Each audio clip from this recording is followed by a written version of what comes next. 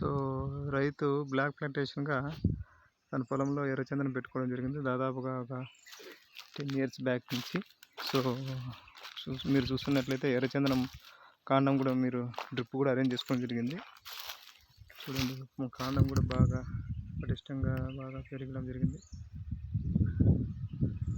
ప్రస్తుతం ఈ విధంగా రైతులు ఇట్లాంటి వాణిజ్యపరంగా ఉన్న మొక్కల్ని రైతు పొలాల గట్ల మీద కూడా ఉపాధి హామీ ద్వారా మనం ఎర్రచందనం పెంపకాలు కూడా ఎర్రచందనం టేకు లాంటివి ఇస్తున్నాము. సో దయచేసి ఈ విధంగా రైతులు మోటివేట్ అయ్యి తమ పొలాల గట్ల పైన ఎర్రచందనం అనేది నాటుకుంటే మంచి లాభదాయకంగా ఉంటుంది ఒక 10-15 సంవత్సరాల తర్వాత. సో ఈ వీడియో చేయడానికి కూడా కారణం ఏమంటే ఇప్పుడు పొలాల గట్లు ఖాళీగా ఉంటాయి కాబట్టి సో ఎర్రచందనం అనేది ఉపాధి హామీ ద్వారా ఇస్తున్నాం కాబట్టి ఇలాంటి మొక్కలు పెట్టుకుంటే ఒక 10-15 సంవత్సరాల తర్వాత రైతుకు మంచి లాభదాయకమైన కలప అనేది వస్తుంది. థ్యాంక్ యూ అండి.